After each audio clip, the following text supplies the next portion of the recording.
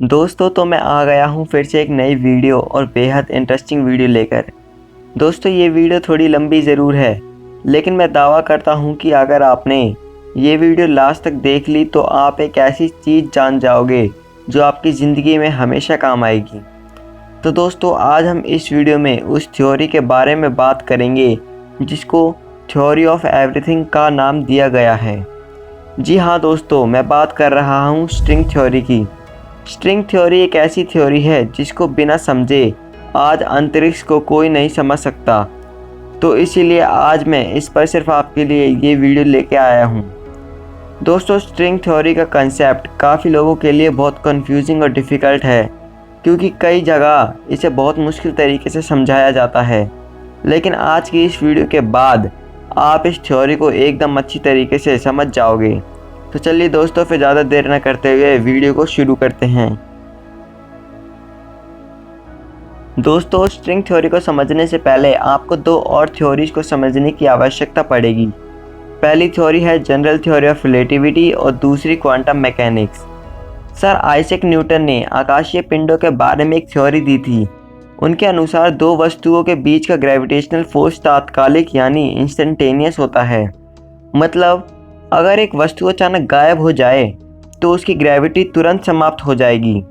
अगर हम ऐसी कल्पना करें कि सूर्य नष्ट हो गया है तो हमें इसका पता 8 मिनट और 20 सेकंड बाद लगेगा, क्योंकि सूर्य की रोशनी धरती तक पहुंचने में 8 मिनट और 20 सेकंड का समय लेती है।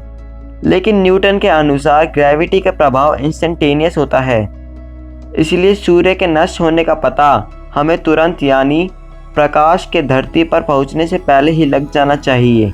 लेकिन यहाँ पर एक विरोधाभास सामने आता है। दोस्तों जनरल थ्योरी ऑफ रिलेटिविटी के अनुसार प्रकाश की गति से तेज कुछ भी नहीं चल सकता, लेकिन सूर्य के नष्ट होने पर ग्रेविटी का प्रभाव पूरे सौरमंडल में तुरंत ही गायब हो जा रहा है। न्यूटन का यह सिद्धांत अल्बर्ट आइंस्टाइन के सिद्धांत जनरल थ्योरी ऑफ रिलेटिविटी से मेल नहीं खाता।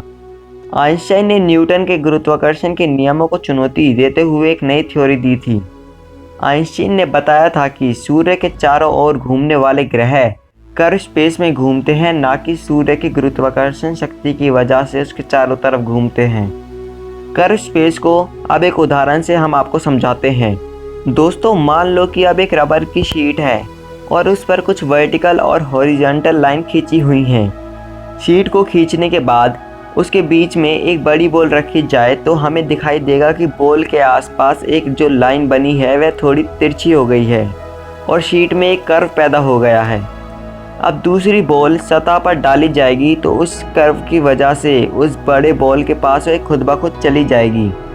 सभी आकाशीय पिंड आइंस्टाइन के इस नियम को फॉलो करते हैं और इसी कर्व स्पेस की वजह से प्रकाश की किरणें बाहरी पिंडों के आसपास से गुजरते समय मुड़ जाती हैं।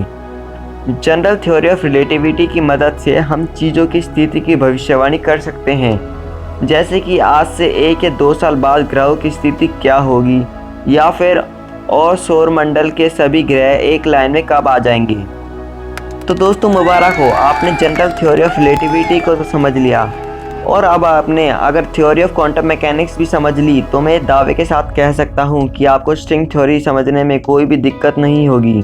तो चलिए दोस्तों फिर जल्दी से आपको इसे भी समझा देते हैं।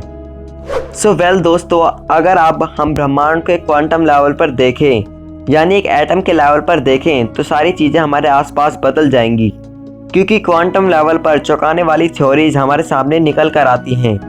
क्वांटम लेवल पर न्यूटन के गति के नियम और आइंस्टाइन की जनरल थ्योरी ऑफ रिलेटिविटी भी फेल हो जाती है, क्योंकि क्वांटम फिजिक्स ब्रह्मांड को एक अलग नज़रिए से समझाती है। यह तो हम सभी जानते हैं कि ऑर्डिनरी मैटर एटम से मिलकर बने हैं और एटम इलेक्ट्रॉन, प्रोटॉन और न्यूट्रॉन से मिलकर बने हैं। रोज़मर्रा की ज़िंदगी में हम इस दुनिया को एक अलग तरह से अनुभव करते हैं और हमारी दुनिया की सभी चीज़ें निश्चित हैं। जैसे हम एक बार में एक ही काम कर सकते हैं, हमारे पास डायरेक्शंस होती हैं, हमें पता है कि प्रकाश की गति सबसे तेज़ है और हमारे सौरमंडल में केवल एक ही सूर्य है। लेकिन अगर एटम के लेवल पर हम देखें तो दुनिया देखने का नज़रिया ही बदल जाएगा।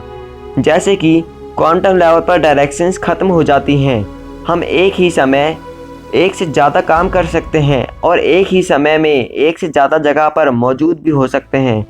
तो दोस्तों, अगर आपको ये सुनकर अजीब लग रहा है कि हम एक ही समय में एक से ज़्यादा जगह पर मौजूद कैसे हो सकते हैं, तो दोस्तों मैं आपको बधाई देना चाहता हूँ, आपको साइंस में इंटरेस्ट जग रहा है। लेकिन दोस्तों, क्वांटम लेवल पर चीज़ें ऐसी ही दिखती हैं और ऐसे ही काम करती हैं। तो चलिए दोस्तों, फिर आगे बढ़ते हैं। दोस्तों, क्वांटम मैकेनिक्स अनसर्टेन बिहेवियर को बताया करती है। क्वांटम मैकेनिक्स में हम भविष्यवाणी नहीं कर सकते कि आगे क्या होगा।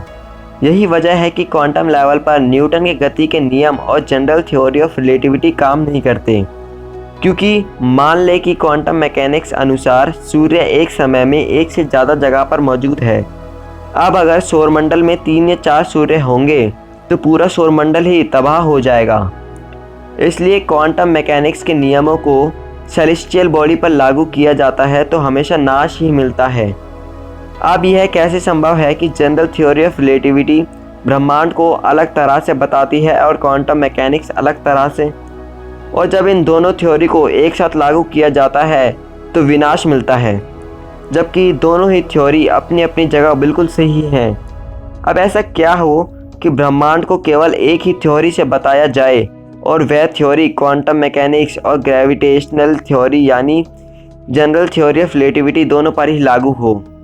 सो वेल दोस्तों, अब हम आ चुके हैं अपनी वीडियो के मेन मकसद पर, यानी स्ट्रिंग थ्योरी पर। तो दोस्तों, जिसने भी अभी तक यहाँ तक वीडियो देखी है तो मैं ये तो ज़रूर कहना चाहूँगा कि आपका साइंस में इंटरेस्ट ज़रूर है और आप आगे जाकर कुछ ना कुछ साइंस में ज़रूर करोगे। चलिए दोस्तों, अब आगे बढ़ते हैं अपनी स्ट्रिंग थ्योरी पर।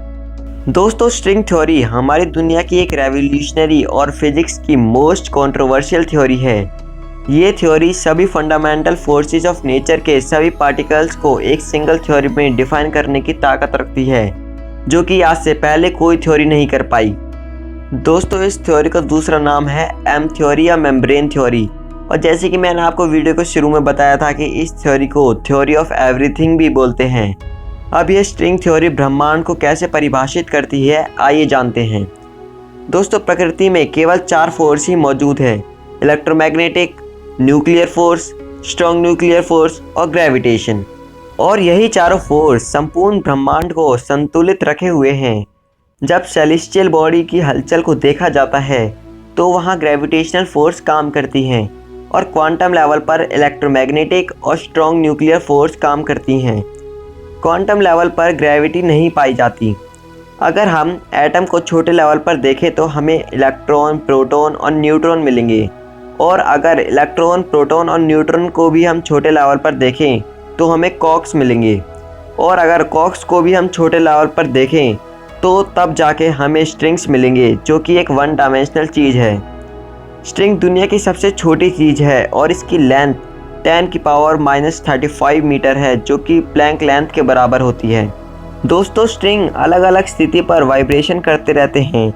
आप ब्रह्मांड में जो भी देखते हो वह सब इन स्ट्रिंग के वाइब्रेशन से बना हुआ है। यहाँ तक कि डार्क मैटर भी, जो कि हमें दिखाई भी नहीं देता, वह भी इन स्ट्रिंग के वाइब्रेशन से बना हुआ है। और ब्रह्मांड में मौजूद चारों फोर्स इन स्ट्रिंग के वाइब्रेशन से उत्पन्न हुए हैं। दोस्तों, आप और किसी भी लिविंग या नॉन लिविंग में बस यही अंतर है कि आपकी बॉडी में स्ट्रिंग अलग तरीके से वाइब्रेट कर रही हैं और किसी दूसरी चीज़ में किसी अलग तरीके से। ये बिल्कुल वैसा ही है जैसे गिटार में सेम स्ट्रिंग से अलग अलग ट्यून्स निकाली जाती हैं, या किसी वायलिन में सेम स्ट्रिंग से अलग अलग नोट्स निकलते हैं। दोस्तों, हमें यह तो पता था कि सेलेस्टियल बॉडी में ग्रेविटी नहीं पाई जाती, लेकिन एटॉमिक लेवल पर क्वांटम फिजिक्स यह नहीं बता पाई कि ग्रेविटी की फोर्स कहाँ से आती है। लेकिन स्ट्रिंग थ्योरी ने यह बताया कि स्ट्रिंग के वाइब्रेशन से ग्रेविटॉन पार्टिकल बनता है और ग्रेविटॉन पार्टिकल की वजह से ही सेलेस्टियल बॉडी में ग्रेविटी पाई जाती है। स्ट्रिंग थ्योरी ऐसी ऐसी बातें बताती है जिन पर विश्वास करना बहुत मुश्किल है।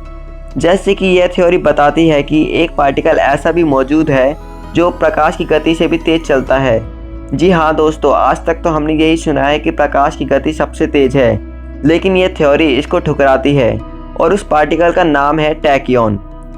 दोस्तों, स्ट्रिंग थ्योरी ने यह भी बताया है कि एटम के अंदर एक मासलेस पार्टिकल भी मौजूद है, और स्ट्रिंग थ्योरी ने यह भी बताया है कि हमारा ब्रह्मांड मल्टी डायमेंशनल है। थ्योरी के अनुसार ब्रह्मांड में 10 डायमेंशन मौजूद हैं। अब हमें यह तो समझ में आता है कि 4 डायमेंशन कौन कौन सी हैं, क्योंकि आइंस्टीन ने बताया था कि हमारे पास 3 स्पेशल डायमेंशन है, लेंथ, ब्रेथ और हाइट, और चौथी टाइम। लेकिन बची हुई डायमेंशन कहाँ से आई और कहाँ है और हमें क्यों नहीं दिखती, ये हमें अभी भी नहीं पता। चलिए इसे एक उदाहरण से समझते हैं। तो दोस्तों मान लीजिए कि आप दूर से केबल को देख रहे हो, जो कि दूर से एक सीधी लाइन की तरह 1 डायमेंशन दिख रही है। अगर उसी केबल को पास जाकर कोई चींटी की नज़र से देखे तो चींटी को वह सर्कुलर सिलेंडर दिखाई देगी।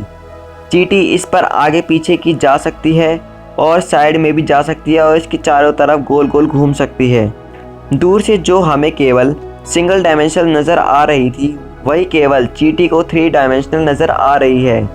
इसी तरह वैज्ञानिक हमें समझाने की कोशिश कर रहे हैं कि हो सकता है कि ब्रह्मांड में बाकी डायमेंशन भी मौजूद हो, लेकिन वो हमसे छुपी हुई हो और हम उन्हें नहीं देख पा रहे हो। जैसे कि चींटी को वह 3 डायमेंशन दिख रही थी और हमको वह 1 डायमेंशन, सेम इसी तरीके से। दोस्तों स्ट्रिंग अभी तक दुनिया की सबसे छोटी चीज़ मानी जा रही है। ये किसी से मिलकर नहीं बनी, बल्कि हर चीज़ इससे मिलकर बनी हुई है। ये स्ट्रिंग 2 तरीके की होती है, ओपन स्ट्रिंग और क्लोज स्ट्रिंग, जैसे कि आप स्क्रीन पर देख सकते हैं। दोस्तों वैज्ञानिकों के लिए स्ट्रिंग थ्योरी ऐसा ब्रह्मास्त्र है कि वो इस थ्योरी से बहुत से राज को खोलने की कोशिश कर रहे हैं। दोस्तों वैज्ञानिक आज भी इस थ्योरी की मदद से ये पता लगाने की कोशिश कर रहे हैं कि आखिर ब्लैक होल के अंदर क्या है, और इससे वो डार्क एनर्जी को भी समझने की कोशिश कर रहे हैं। अगर आप डार्क एनर्जी नहीं जानते तो मैं आपको बता दूं कि ये एक ऐसी मिस्टीरियस फोर्स है जिसकी वजह से हमारा ब्रह्मांड लगातार फैलता जा रहा है।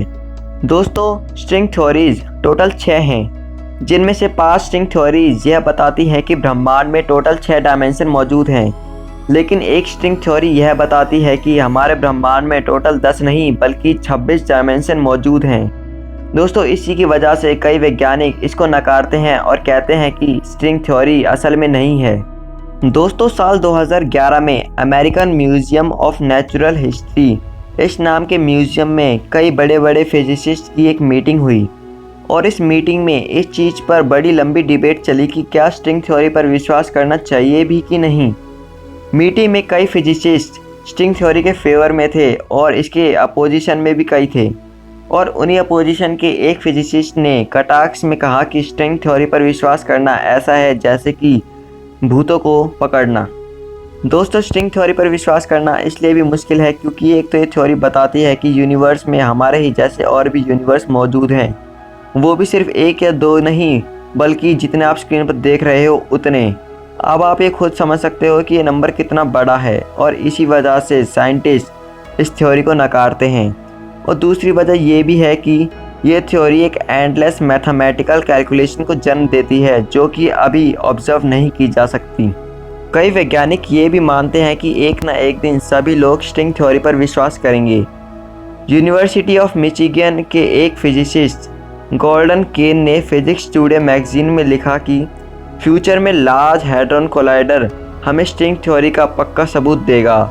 वैसे तो स्ट्रिंग थ्योरी ने ब्रह्मांड के बहुत से रहस्यों से पर्दा उठाया है, लेकिन स्ट्रिंग थ्योरी केवल मैथमेटिकली प्रूफ है, क्योंकि स्ट्रिंग इतनी छोटी है कि इसका प्रैक्टिकल एक्सपेरिमेंट नहीं किया जा सकता है। दोस्तों स्ट्रिंग थ्योरी सिर्फ एक थ्योरी नहीं है बल्कि फिजिक्स की दुनिया में क्रांति है।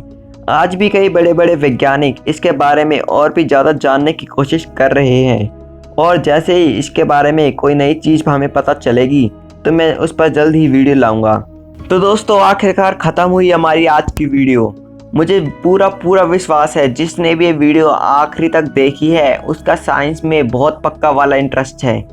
तो दोस्तों आपको ये वीडियो कैसी लगी कमेंट में ज़रूर बताना, और वीडियो अगर अच्छी लगी हो तो हमारे चैनल को सब्सक्राइब किए बगैर कहीं मत जाना।